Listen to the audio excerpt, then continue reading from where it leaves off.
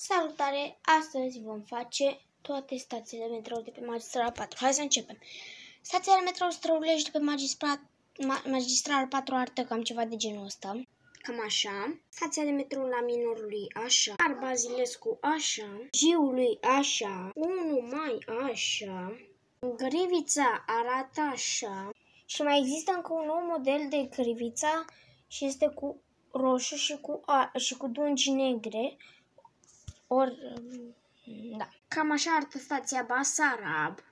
Și noul model arată așa. La stația Grivița, pe noul model n-am găsit poză, ok? Și, da.